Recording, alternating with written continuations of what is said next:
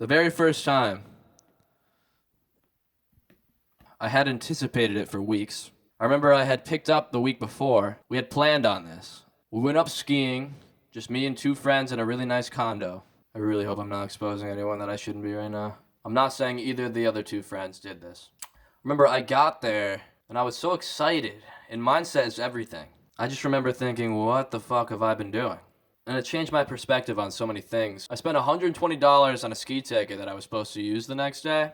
I stayed up for 48 hours straight by myself in that condo, wasted the ski ticket, realized I wanted to draw again, realized I wanted to write music again, started appreciating the snow, the craftsmanship of the cabin. I was just at the eye doctor's. And I only have one good working eye. It's my right one. I tell people I'm legally monocular. I don't even know if that's true, but I basically am oriented in my right side, and I was supposed to wear an eye patch as a kid. I've had these glasses that I've never worn for years. And they say, once you put them on, you're going to get so much more energy. You're going to feel in HD, were the words that he used. And you're not going to have to try as hard to see around, see clearly. And I think all of this is a really good metaphor for LSD. And my friend says it's not as though he gets headaches when he doesn't have his glasses or his contacts. It's just that it's something that he uses so that he can see more clearly. He has to try harder anyways when he doesn't have them. And especially about art, it's about confidence in yourself, and you have to get out of your way. I'm a big philosophy fan in general. I follow a lot of those channels. And I really do believe that it helps you get out of your own way.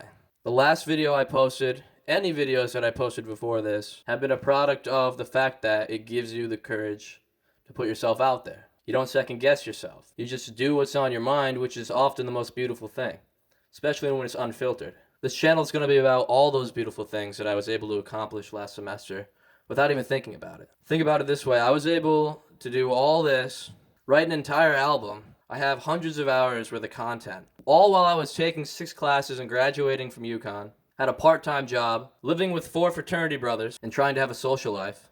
Some people had their coffee every morning. Some people took Adderall every morning. Some people smoked weed the whole time. I had friends that drank every night. So many nicotine fiends. That little bit. Psychedelics. I like to think that was my thing. And someone asked me the other day how long it lasts, and surely it depends on the dose. But I like to say it lasts days. At least days. Because it's a residual feeling. It's not something where you wake up the next morning and you're like, oh, last night was crazy. You wake up the next morning and you're like, okay, everything's crazy. I've been looking at all of this all wrong. I do all these wacky things. I I was able to be such a goofy person my last semester up there at UConn because I had the confidence myself to do so. So the first trip was the weekend before we went back to school last spring. I remember that week, I was like, I gotta figure everything out. I rearranged my room. I went to karaoke and just belted Santeria out, belted a couple other songs, started talking to girls that were way prettier than I ever go up to. And it's not because you're sitting there fucked up. You almost feel like you see more clearly. You're like, why should I ever question myself? And that's nice because it hangs over into when you're not using it. I mean, if I can do it with it, why can't I do it without it? I know this channel is fucking controversial. I know this entire thing is controversial as shit. So why do I need it now, you say? Am I not just an addicted fuck, you say? Am I not just a junkie, you say? You ask. Well, here's the thing. There's a lot of turmoil right now. When you're using, you feel as though you can do whatever, which is a very necessary mindset. You need to believe what is going to happen is going to happen. You have to believe in your path and what you see yourself doing in the future. You have to believe in it.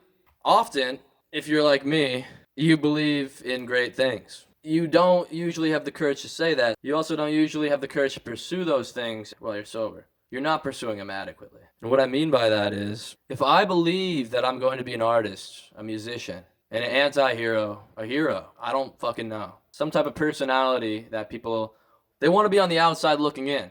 Who else is doing this shit? I'm trying to put myself out there. I'm trying to say, hey, look at me. I believe in this. It might be radically different. It might be illegal.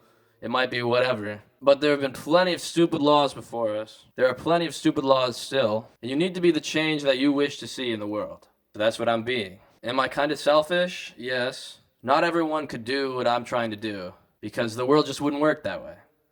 It would be chaos. But I like to believe that if everyone had the same mindset that I do, we'd at least be a lot more compatible. I like to think the world would be a better place.